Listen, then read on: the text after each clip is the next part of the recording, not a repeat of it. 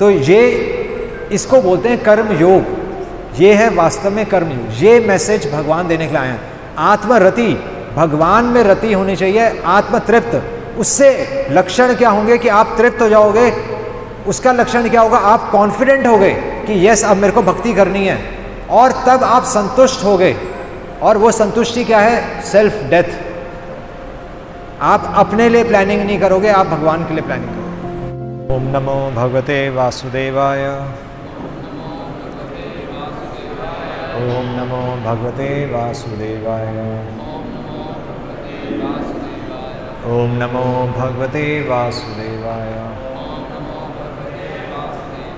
ओम अज्ञानतिमिरन्धस्य ज्ञानाञ्जनशलाकया चक्षुरुन्मिलितं येन तस्मै श्री गुरुवे नमः।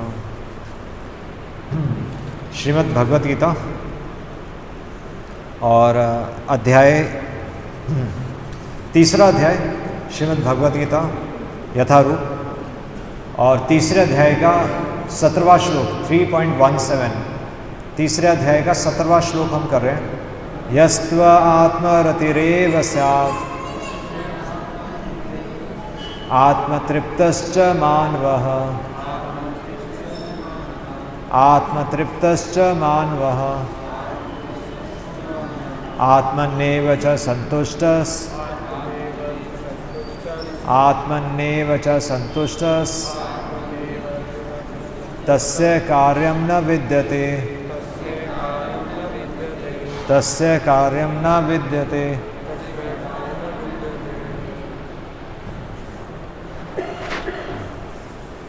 हरे कृष्ण। तो अनुवाद और तात्पर्य श्रील प्रभुपाद के द्वारा बोलिए। किंतु जो व्यक्ति आत्मा में ही आनंद लेता है तथा जिसका जीवन आत्म साक्षात्कार युक्त है, और जो अपने में ही पूर्णतः संतुष्ट रहता है, उसके लिए कुछ करणीय यानी कि कर्तव्य नहीं होता। तो यहाँ पर इस श्लोक में 3.17 भगवत गीता का हम श्लोक कर रहे हैं। आत्मरति, आत्मतृप्त और आत्मसंतुष्ट, तीन चीजें हैं यहाँ पर। आत्म, भगवान कृष्ण अर्जुन को कह रहे हैं आत्मरति, आत्मतृप्त और आत्मसंतुष्ट। अगर इसका सिंपल अनुवाद हम श्लोक का देखें तो ऐसा लगेगा कि जैसे किसी अलंकार का यूज़ किया गया है ना, और अगर इसको मतलब हम ऐसा लगेगा कि जैसे कोई काव्य रचना है, एक चीज़ रिपीट हो रही है ना बार बार, तो काव्य रचना ऐसा लगता है कि श्लोक नहीं, एक कविता चल रही है। पर इस श्लोक में क्योंकि भगवान कोई भी शब्द जब बोलते हैं तो बहुत गंभीर होता है, और इसलिए इसमें जो मैसेज है हमें उसको समझना है, और इसलिए श्रील प्रभुपाद अपने तात्पर्य में इस मैसेज को समझा रहे हैं कि इसमें मैसेज क्या है। तो यहाँ पर श्लोक को समझने से पहले अगर हम एक उदाहरण ले लें, श्लोक को समझने से पहले अगर हम एक उदाहरण से इस श्लोक को समझें तो एक बहुत ही सिंपल सा उदाहरण हम अपने लाइफ में हम क्या देखते हैं। जैसे बच्चों का, सबके घर में बच्चे हैं, या हम भी कभी छोटे क्या हम भी कभी बच्चे होते हैं, नाम हमारा होता है वो, है ना, वो स्टेज से हर कोई निकला है। तो बच्चों का बर्थडे मनाते हैं घर में, बच्चों का बर्थडे। तो बर्थडे में क्या होता है, बच्चे के लिए काफ़ी सारे गिफ्ट्स लेकर आते हैं। जब हम छोटे थे तो यही होता था, गिफ्ट्स इकट्ठे हो जाते थे और हम एक एक गिफ्ट खोलकर देखते थे। तो बच्चे को सबसे अच्छा क्या लगता है? बच्चों को सबसे अच्छा गिफ्ट कौन सा लगेगा?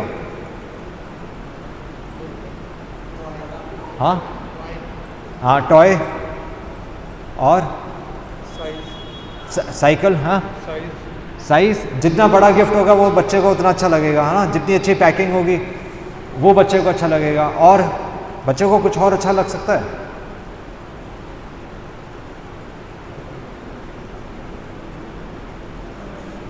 जस्ट मैं सोच रहा था आज इस श्लोक पर, तो ये एग्जाम्पल मेरे को ध्यान में आया।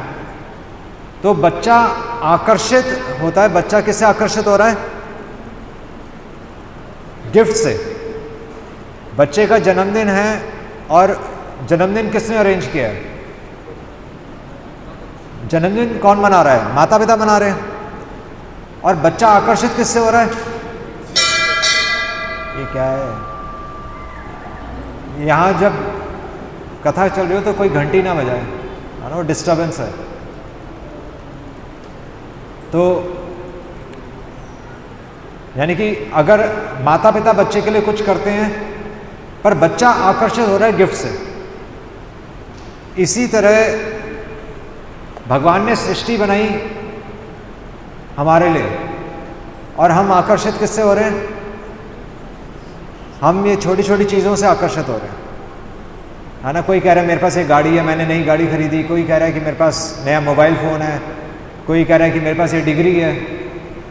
कोई कह रहा है कि मैं बहुत खूबसूरत हूँ। कोई कह रहा है कि मैं बहुत इंटेलिजेंट हूँ। पर जिसने दिया है हम उससे आकर्षित नहीं होते।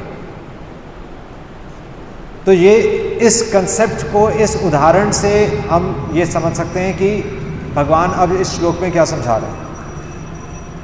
तो यहाँ पर सबसे पहले क्या आ रहा है? यहाँ पर आ रहा है, सबसे पहले हमें समझना है कि आत्मरति, आत्मतृप्त और आत्मसंतुष्ट। भगवान बार बार ये आत्म शब्द क्यों लेकर आ रहे हैं? तो आत्मरति से हम क्या समझते हैं? रति मतलब श्रील प्रभुपाद क्या लिख रहे हैं? रति, आत्मरति मतलब taking pleasure in the self. आत्मरति से क्या समझ में आता है? आत्म मतलब आत्मा, और रति मतलब क्या होता है? रति न जन्मी लो, आता है ना, सॉन्ग में आता है। यहां पर प्रभुपाद लिख रहे हैं आनंद, अपने में आनंद लेना। ये साधारण अनुवाद है, पर ये साधारण अनुवाद नहीं है, क्योंकि यहां पर अगर हम ध्यान से देखें तो प्रभुपाद क्या लिख रहे हैं? प्रभुपाद यहां पर गीता किसने बोली है? भगवान ने बोली है। और गीता किसके लिए बोली है? हमारे मतलब जीवों के लिए बोली है। और भगवान गीता से आकर हमारा आकर्षण किसकी तरफ लाना चाहते हैं? मतलब पूरी गीता किसके लिए बोली गई है? अर्जुन का ध्यान भगवान में, यानी कि कृष्ण अपने प्रति अर्जुन को आकर्षित करना चाह रहे हैं ना, कि ताकि अर्जुन उनको आत्मसमर्पण करे। तो यहां पर भी जो आत्मा है, आत्मरति, तो जो आ रहा है कि अपने में आनंद नहीं लेना। यहां पर जो सेल्फ है, वो सेल्फ कौन सा सेल्फ है? अगर हम इंग्लिश वाली गीता में देखेंगे, जैसे हिंदी में तो हम डिफरेंशिएट नहीं कर सकते, पर इंग्लिश वाली गीता में श्रील प्रभुपाद ने क्या लिखा है? सेल्फ कैपिटल एस है, वो सेल्फ स्मॉल एस नहीं है। तो आत्मा, यहां पर किसकी बात हो रही है? आत्मा की बात हो रही है। आत्मा की आत्मा समझ में आ रहा है? मतलब हमारा स्वार्थ, हम अपने में इंटरेस्टेड हैं, पर हमारा रियल इंटरेस्ट किस में है? हमारा असली स्वार्थ, भागवतम क्या कहती है? ना ते विदु स्वार्थ गतिम, ना ते विदु, वो नहीं जानते अपना स्वार्थ। तो एक्चुअली मनुष्य का असली स्वार्थ क्या है? भगवान। इसलिए बोला जाता है पंचम पुरुषार्थ। स्वार्थ का भी स्वार्थ भगवान है। तो यहां पर भी जब बोला जाता है कि आत्मरति, तो आत्मरति अपने में रति नहीं है। अपने में रति होती तो फिर हम क्या कर रहे होते? अगर हमें अपने अंदर आनंद ढूंढना है तो फिर हम मेडिटेशन करेंगे। मेडिटेशन, काफ़ी लोग आजकल लोग मेडिटेशन करते हैं, पता है ना सबको। तो मेडिटेशन है अपने में रति, मेरा अपने में इंटरेस्ट होना चाहिए। या आजकल प्रभु जी कल ही बात कर रहे थे सेल्फ लव। हाँ, वो सेमिनार में कोई एक किसी ने पटियाला में सेमिनार हुआ था प्रभु जी का, केशवानंद प्रभु जी का, तो वहाँ पर एक लेडी खड़े होकर बोल गई थी, हमें आजकल सिखा रहे हैं कि अपने से प्यार करो, क्योंकि हमारा जीवन, मतलब हम चाहते हैं कि हम अपने से प्यार करें, तो इसलिए लोग उसी को प्रमोट कर रहे हैं। पर एक्चुअली हमारा रियल इंटरेस्ट किस में है? आत्मा की भी आत्मा, और वो आत्मा कौन है? भगवान। जैसे बच्चे का रियल इंटरेस्ट किस में है? बच्चे की आत्मा किस में? खिलौनों में। बच्चे की आत्मा खिलौनों में है, पर बच्चे का रियल इंटरेस्ट किस में? जो खिलौने प्रोवाइड कर रहा है।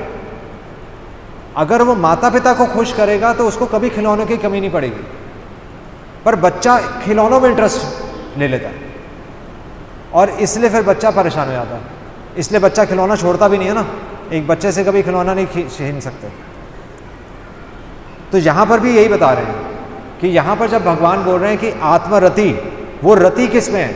हमारा अपने अंदर इंटरेस्ट नहीं है, हमारा किसी मेडिटेशन में कोई इंटरेस्ट नहीं है, हमारा कोई योगिक प्रोसेस में, हम कोई योगा वगैरह भी नहीं, उसमें भी हमारा कोई इंटरेस्ट नहीं है। और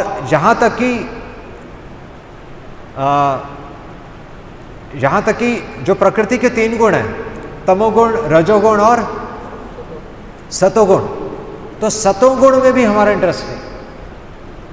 वैसे सतोगुण अनुकूल होता है, भक्ति के लिए सतोगुण अनुकूल है, पर जहां पर सतोगुण छोड़ना पड़े भगवान के कार्य के लिए, हो सकता है हमें सतोगुण भी छोड़ना पड़े।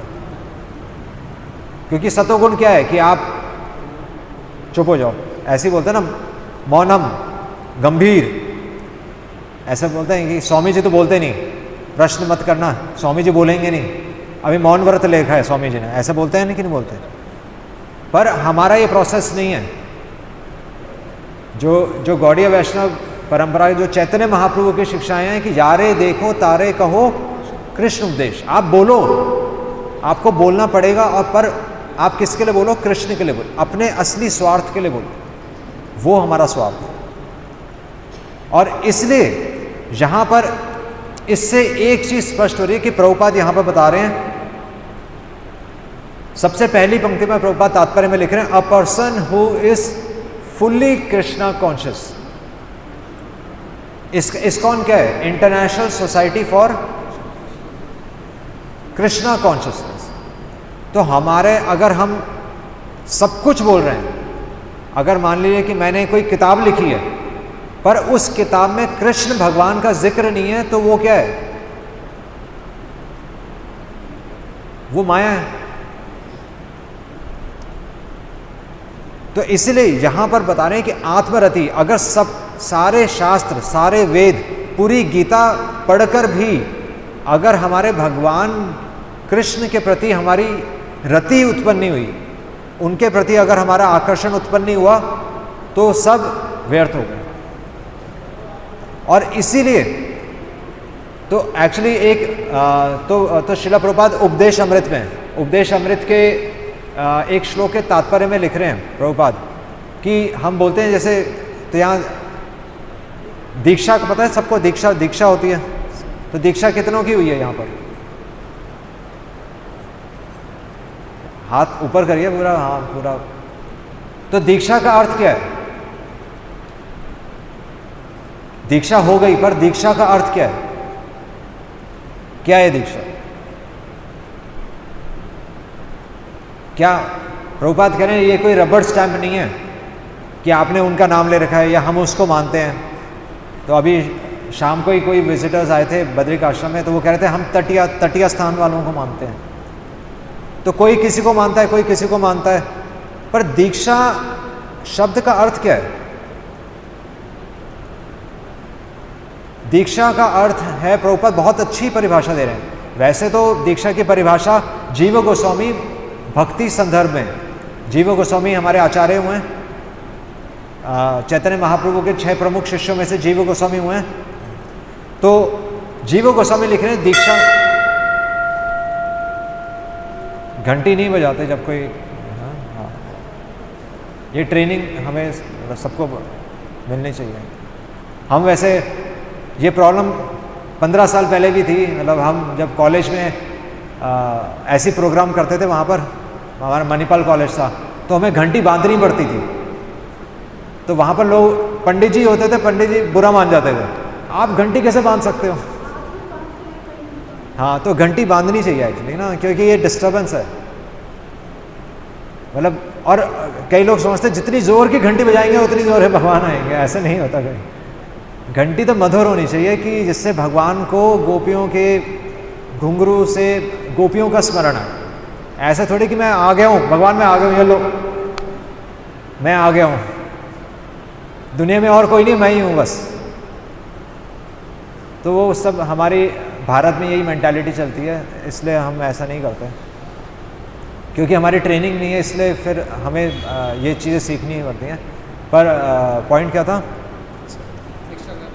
दीक्षा। तो दीक्षा काले भक्त करे आत्मसमर्पण। दीक्षा का अगर एक अर्थ है, परिभाषा से अगर हम देखें तो दीक्षा मतलब आपने आत्मसमर्पण कर दिया।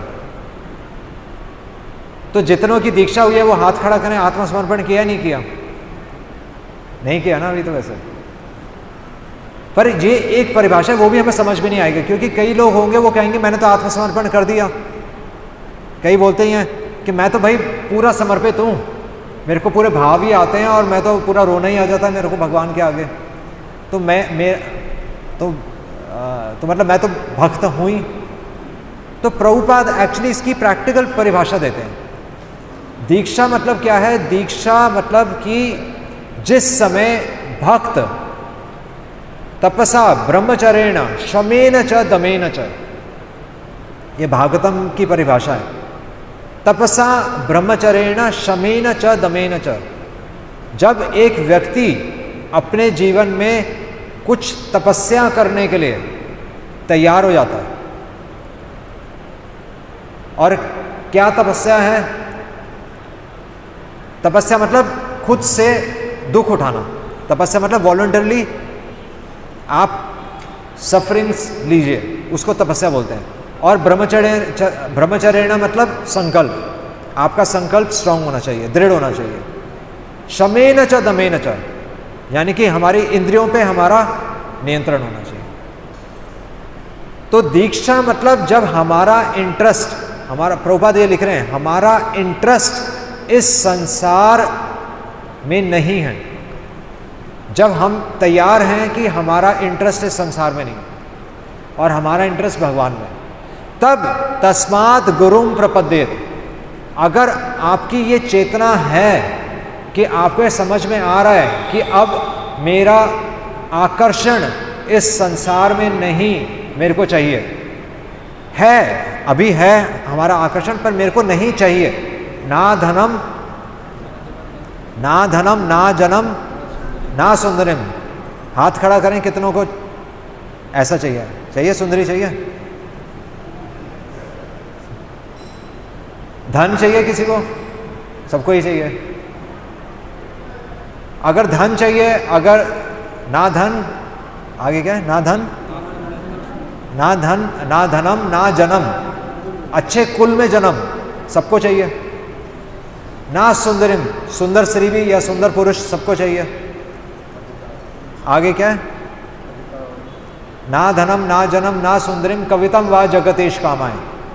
अच्छी बुद्धि भी नहीं चाहिए, अच्छे और मेरे को फॉलोअर्स भी नहीं चाहिए। यूट्यूब में और फेसबुक में मेरे को फॉलोअर्स भी नहीं चाहिए। तो अगर ये चेतना हम चाहते हैं, तस्मात् गुरुम प्रपद्येत, तब एक व्यक्ति को गुरु के पास जाना चाहिए। और गुरु के पास जाकर क्या करना चाहिए? क्यों जाना चाहिए गुरु के पास? दीक्षा के लिए कि मेरी दीक्षा कर दो? नहीं। तस्मात् गुरुम प्रपद्येत जिज्ञासु श्रेय उत्तमम। और गुरु के पास जाकर जिज्ञासा करनी चाहिए। किस चीज की जिज्ञासा करनी चाहिए? जिज्ञासु श्रेय, कि मेरा हाईएस्ट बेनिफिट किसमें है। श्रेय उत्तमम, उत्तमम मतलब हाईएस्ट बेनिफिट। इस संसार में, इस भौतिक संसार में मेरे को कोई लाभ नहीं चाहिए, मेरे को आध्यात्मिक उन्नति करनी है। तब एक व्यक्ति को गुरु धारण करना होता है। ये दीक्षा का वास्तविक अर्थ है। तो इसीलिए यहाँ पर प्रभुपाद बता रहे हैं one who is fully Krishna consciousness. अगर सब कुछ करके अगर हम भगवत गीता की क्लास भी अटेंड कर रहे हैं पर हमें हरे कृष्ण, थैंक यू, वो ज़्यादा बड़ा गिलास हो गया चलो, हम यहाँ बैठे हैं पर अगर हमें सांसारिक वस्तुओं की ही कामना हो रही है, आत्मरति, अगर मैं अपने लिए इच्छाएं कर रहा हूं तो बेनिफिट नहीं होगा भगवत गीता कक्षा का। भगवत गीता का प्लेटफॉर्म आत्मा के स्तर पर है। भगवत गीता आपको संसार का सुख देने के लिए नहीं है। तो इसलिए यहां पर आत्मरति मतलब भगवान में रति है, आत्मरति अपने में रति नहीं है।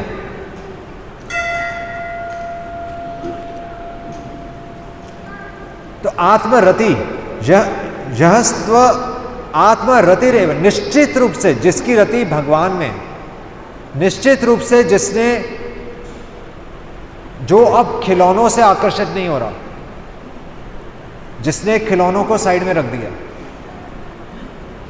तो तब हम भगवत गीता समझने के लिए यहां पर आते हैं।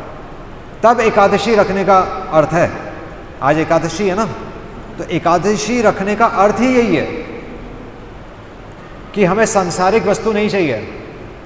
एकादशी की कई स्टोरीज भी हैं, एकादशी की कथाएं होती हैं, पर हम एकादशी के फल के पीछे नहीं जाते। एकादशी का पालन क्यों करते हैं? ताकि भगवान संतुष्ट हो, हमारी इच्छा पूरी हो, ये एकादशी का पर्पस नहीं है। और दूसरा है आत्मतृप्त, आत्मरति। इस प्रकार जब भगवान के नाम में रति होगी तो क्या होगा? नेक्स्ट एक स्टेप ऊपर, आत्मतृप्त। जब तक भगवान पिक्चर में नहीं है आप तृप्त नहीं हो सकते। मछली अगर जल से बाहर उसको निकालें तो कभी तृप्त हो सकती है? इसी प्रकार जीवेर स्वरूप होए कृष्ण नित्यदास। अगर एक जीवात्मा के जीवन से, अगर बच्चे के जीवन से, हमने वही खिलौने का एग्जांपल लिया था ना, बच्चे का बर्थडे सेलिब्रेशन है, गुब्बारे हैं, खिलौने हैं, गिफ्ट्स हैं, केक है, पेस्ट्रीज हैं, पर माता पिता नहीं है, तो बच्चा जब तक गिफ्ट्स हैं तब तक खेलता रहेगा, पर ऊपर उठाकर देखेगा अगर माता पिता तो है ही नहीं, रोना शुरू कर देगा। तो हमारे जीवन में भी सब कुछ है, मोबाइल फोन है, वो था ना एक मूवी थी ना, वो अमिताभ बच्चन और किसकी थी, मेरे पास, वो है, कौन सी मूवी थी वो? मेरे पास माँ है, कौन सी है? दीवार। तो पहले तो बहुत मूवीज देखते थे तो मेरे पास गाड़ी है, बंगला है, बैंक बैलेंस है गाड़ी है, बंगला है, बैंक बैलेंस है, पर राजेश खन्ना था दूसरी, तो शशि कपूर, हाँ, शशि कपूर बोलता है कि तो अमिताभ बच्चन बोलता है तुम्हारे पास क्या है? तो उसने कहा मेरे पास माँ है। तो इसी तरह जो लोग उस तरफ बैठते हैं, जैसे अगर हम इसको दीवार बना दें तो आप बोलेंगे मेरे पास ये है, बैंक बैलेंस है, गाड़ी है, बंगला है, सब कुछ है, पर गीता नहीं है, इसलिए संतुष्टि नहीं है। इसलिए आत्मरति, जब तक भगवान के नाम के प्रति रति नहीं होगी तब तक हम आत्मतृप्त नहीं होंगे। ये सेकंड स्टेज आ गई, आत्मतृप्त। और श्रील प्रभुपाद लिख रहे हैं आत्मतृप्त मतलब लिख रहे हैं, श्रील प्रभुपाद लिख रहे हैं कि तृप्त का क्या मतलब है? अच्छा, तृप्ति से क्या समझ में आता है? संतुष्ट है, संतुष्टि, तृप्ति, मतलब वर्ड्स ठीक है, पर हम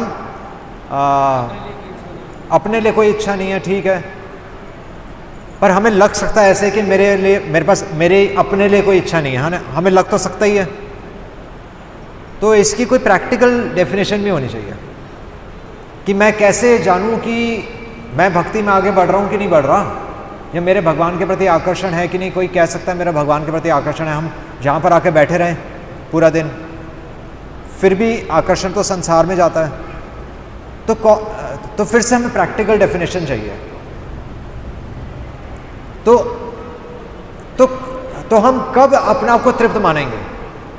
तृप्त मतलब क्या हो गया? तृप्त मतलब ये क्या है? पानी से पहले गिलास है, तो गिलास भरा हुआ है खाली है? थोड़ी सी जगह खाली है, पर अगर इस गिलास को भरा हुआ मान लें,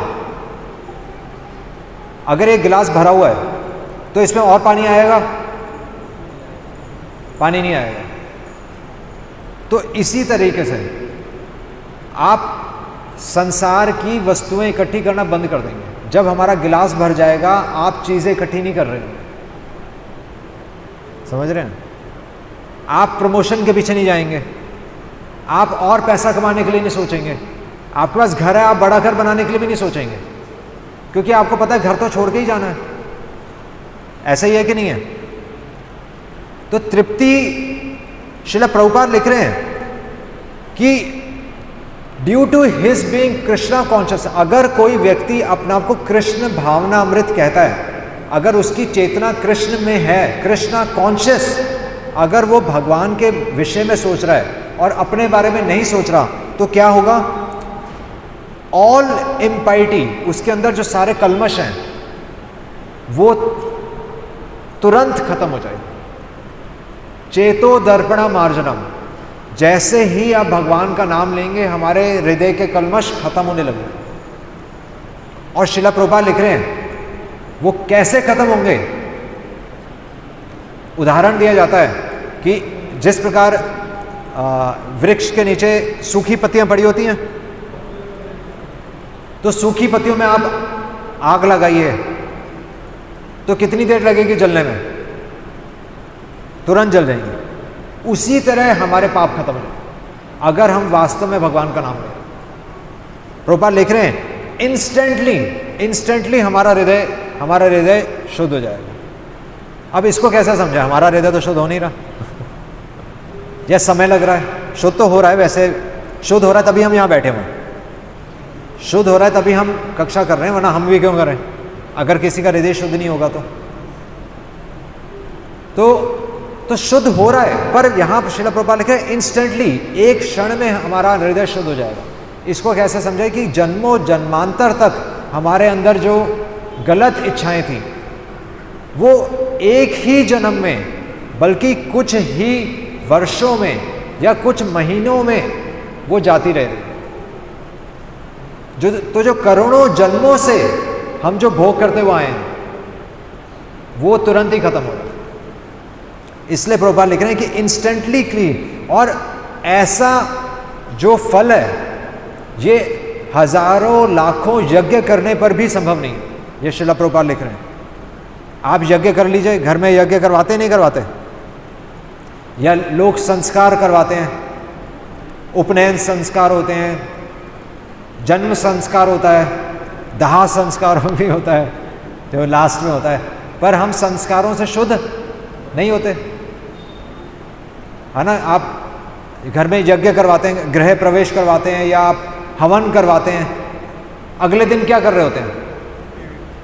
अगले दिन वही मोबाइल और टीवी में लगे होते हैं। तो हजारों लाखों यज्ञों से भी हम शुद्ध नहीं होंगे जिस प्रकार भगवान का नाम लेने से शुद्ध होंगे। और इसीलिए बोल रहे हैं आत्मरति, अगर भगवान के नाम के प्रति रति आ गई तो हम शुद्ध होना शुरू होंगे, आत्मतृप्त, फिर हमारा गिलास भर जाए। आपका गिलास भरा होगा, फिर आप संसार की वस्तुएं इसमें नहीं डालोगे। तो पार्टीज में वो भी होता ना, मतलब मेरे को सब पुराना याद आ रहा है आज।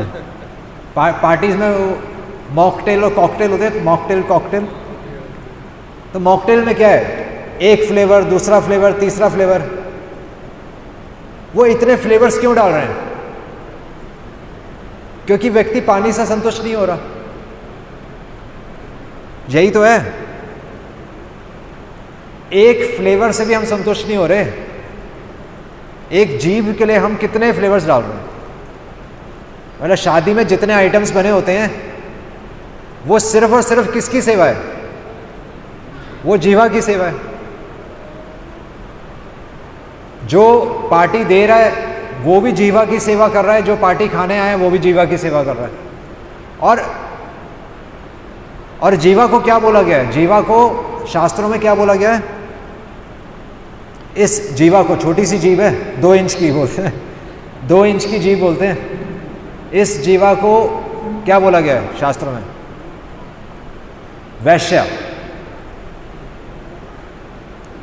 क्योंकि इसका स्वामी फिक्स नहीं है।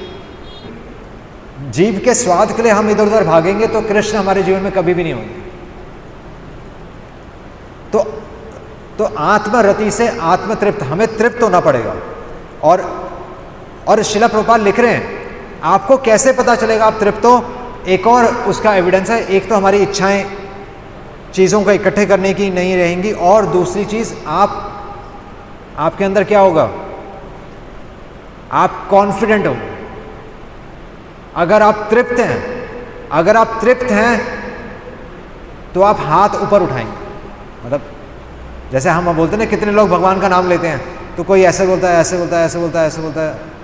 अगर कोई सच में भगवान का नाम ले रहा है तो वो ऐसे हाथ खड़ा करेगा, मतलब दोनों हाथ खड़ा करेगा, क्योंकि वो कॉन्फिडेंट है कि केवल और केवल ये बच्ची को, छोटे बच्चों को समझ में आता है ये ना।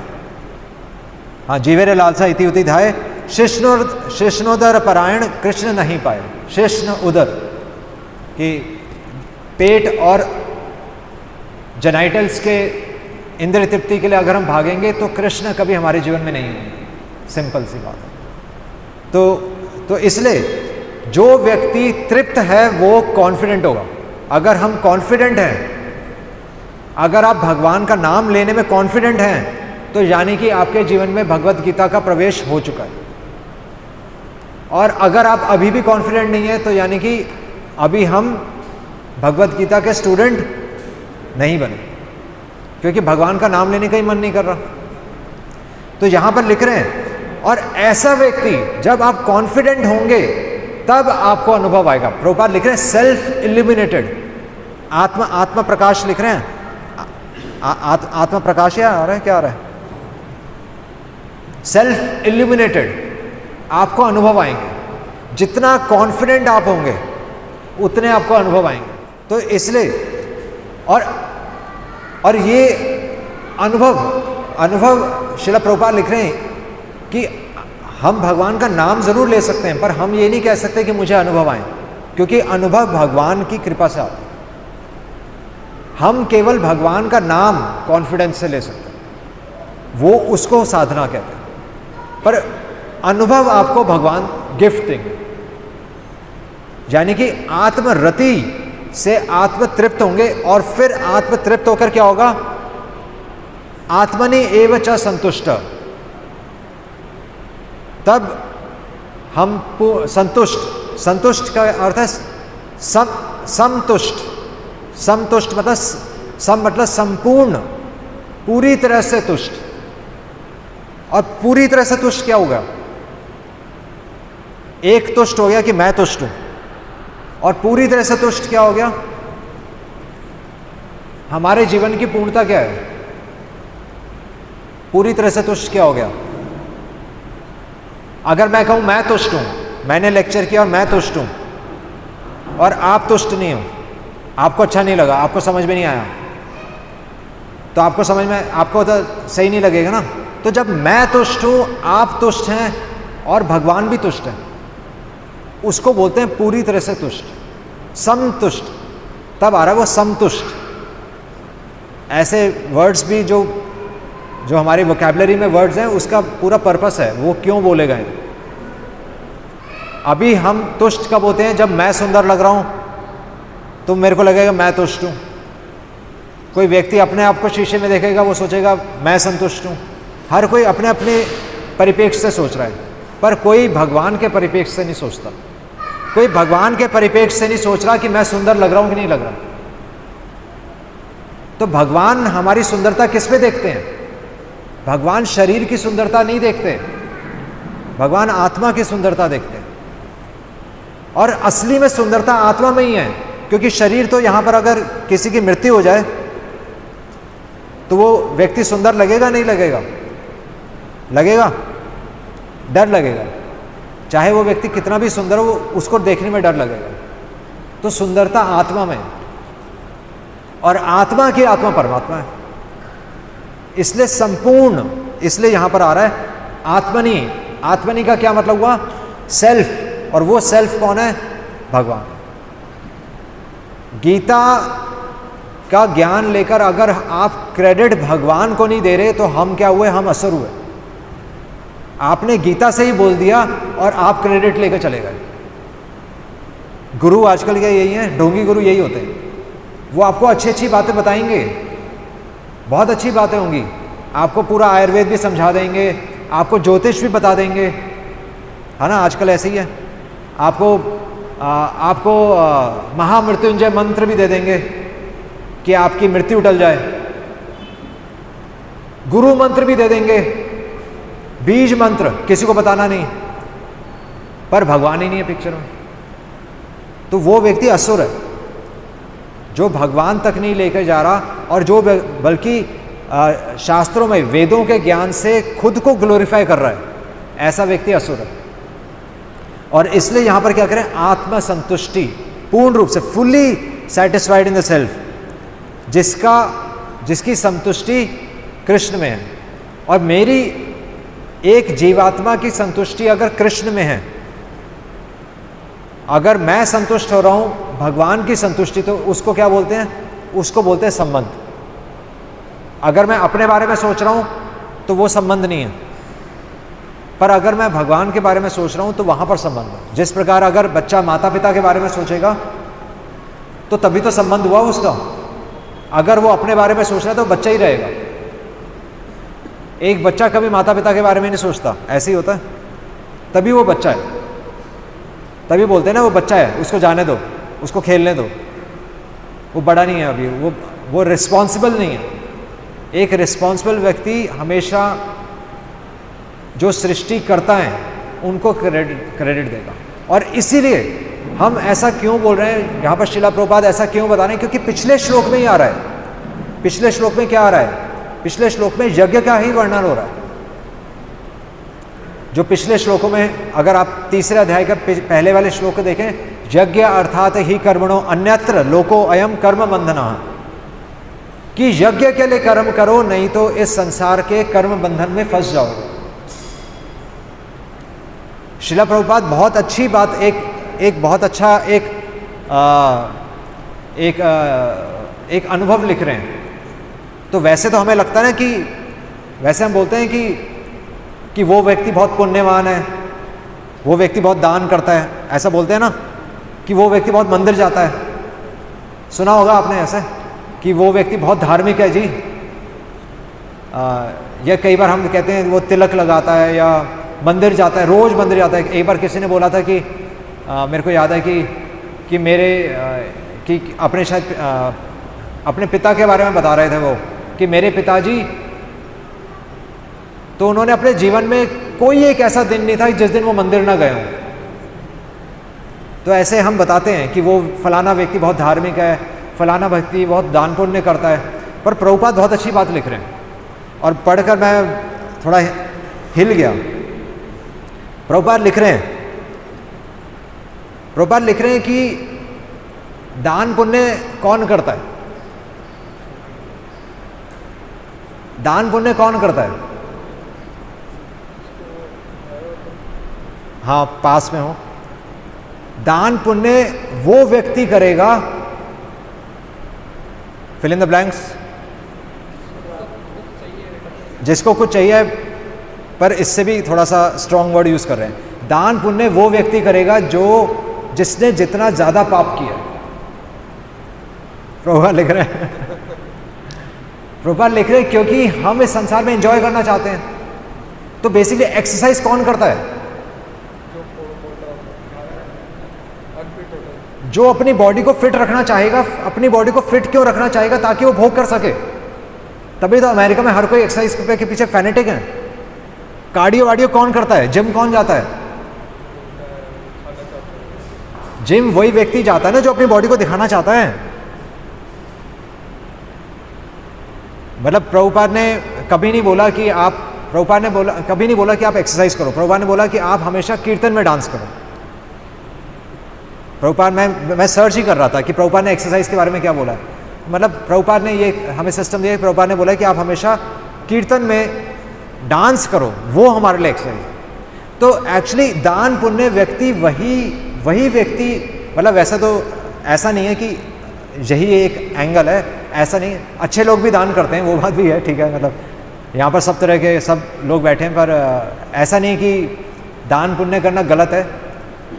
पर एक दृष्टिकोण में दान पुण्य, सबसे ज़्यादा दान पुण्य वही व्यक्ति करेगा जो अपने पाप खत्म करना चाहता है ना। ऐसा भी है ना, ये भी दृष्टिकोण हमें लेकर चलना पड़ेगा। ये प्रभुपाद लिख रहे हैं, but those who are engaged in sense gratification, हम क्योंकि इस संसार से कुछ चाहते हैं ना। या फॉर सिंपल एग्जांपल कि क्लास में जब स्टूडेंट्स होते हैं तो टीचर के सामने अच्छे बनकर रहते नहीं रहते, और टीचर चली जाती है तो हल्ला गुल्ला। तो टीचर के सामने अच्छा बनने के लिए हम अच्छे बन रहे हैं, तो यही है दान करना। अगर कल हमें बता दिया जाए कि भगवान हमारे जीवन में दुख देंगे, आप दान पुण्य करेंगे, तो कौन करेगा? हाथ खड़ा करे। कोई है? आपके जीवन से सारी खुशियां ले लेंगे, गोपियों के जीवन से तो ले ली, पांडवों के जीवन से ले ली। पांडव भागते ही रहे, भगवान के शुद्ध भक्त, उनके जीवन में कोई खुशी नहीं थी। उनके पुत्रों की हत्या हो गई, मतलब उनको अपने पितामह को भी मारना पड़ा और अपने पुत्रों का भी बलिदान देना पड़ा। अभी हम एक्चुअली समझ नहीं रहे हम क्या कर रहे हैं अभी हम सब बैठ गए हैं वैसे ना, पर हम फंस चुके हैं भगवान ने हमें, वो बोलते हैं सबसे बड़े छलिया भी कौन है? सबसे बड़े छलिया भी कृष्ण है। वो हमें प्रसाद देके फंसा लेंगे।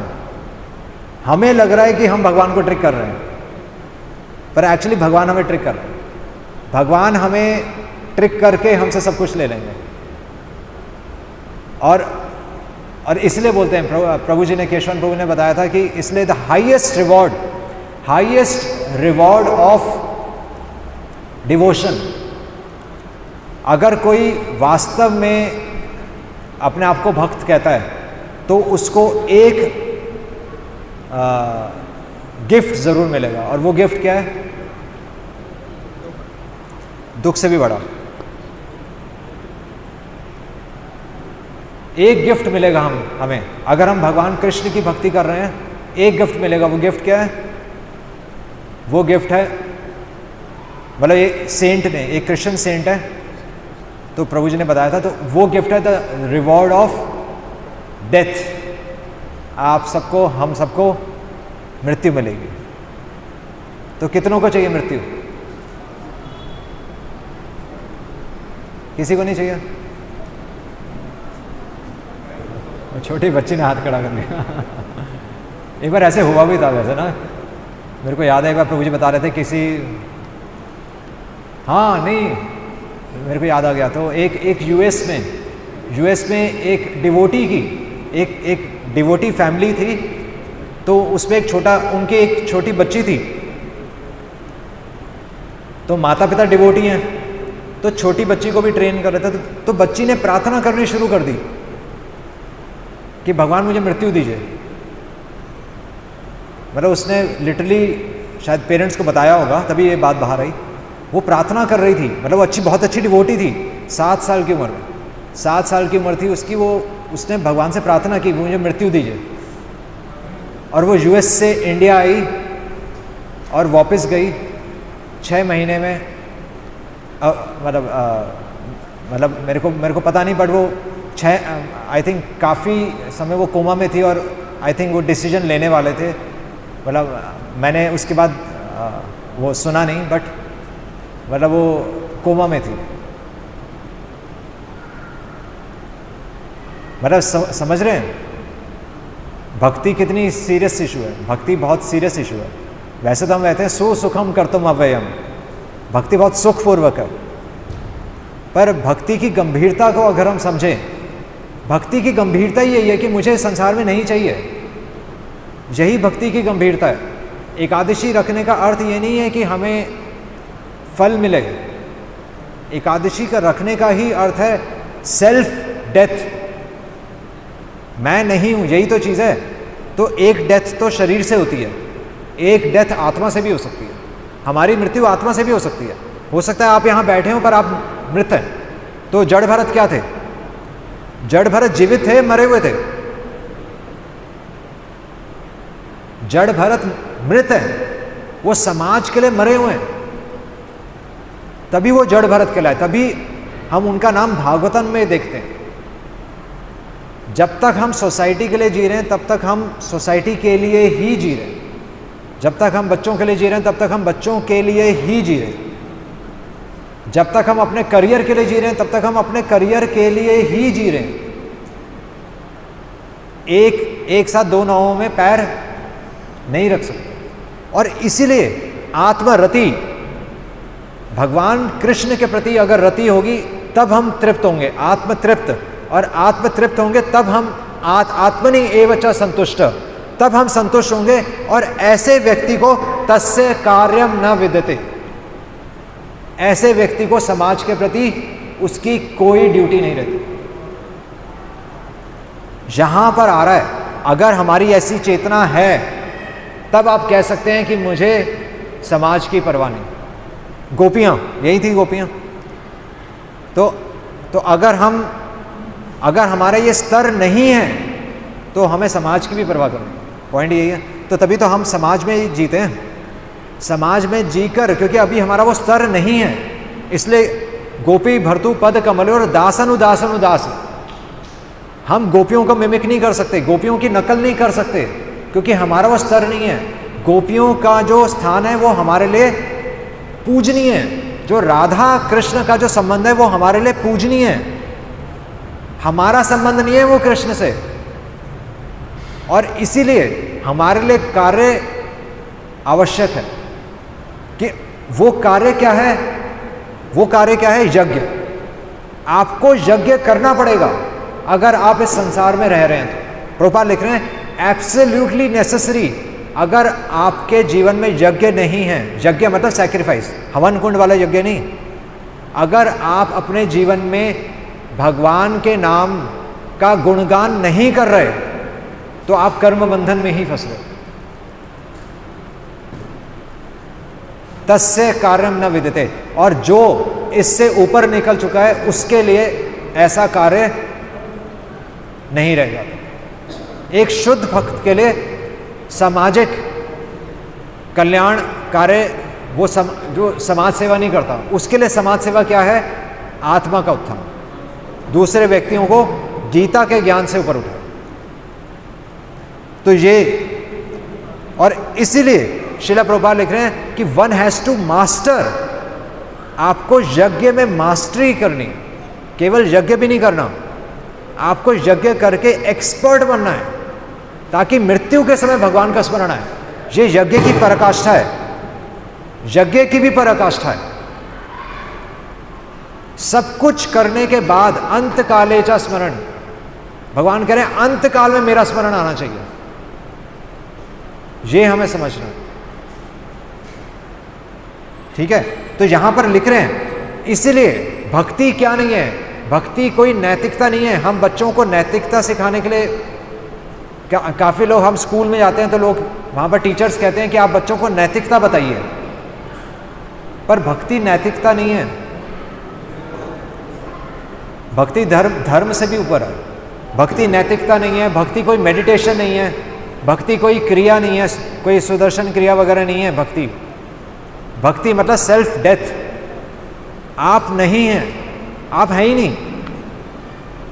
आजकल अगर आप वहाँ गांव में जाएंगे तो गांव में फसल लगी हुई, फसल कनक, अभी कल क्या बसंत पंचमी है ना, तो बसंत पंचमी में फसल कटती है। क्या है, चलो वो मैटर नहीं करता क्या है, पॉइंट है मैसेज। इसको बोलते हैं रिचुअल्स, रीति रिवाज। रीति रिवाज में नहीं, मैसेज। आप मैसेज क्या है? क्या है? बसंत वैसाखी, वैसाखी, वैसाखी में क्या है, फसल कटती है। तो फसल क्या है, फसल कटती है, कटती, समझ रहे हैं? जो फसल उगी थी वो कट रही है और अपना जीवन दूसरों को दे रही है।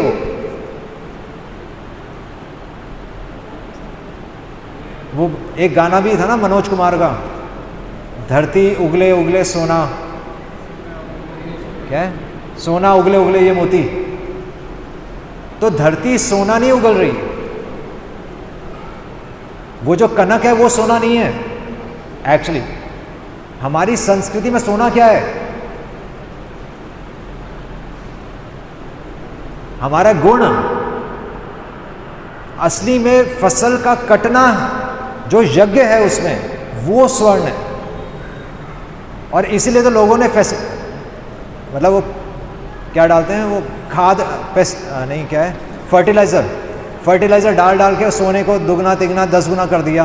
पर अब तो जहर खा रहे हैं लोग। तो धरती सोना नहीं उगल रही।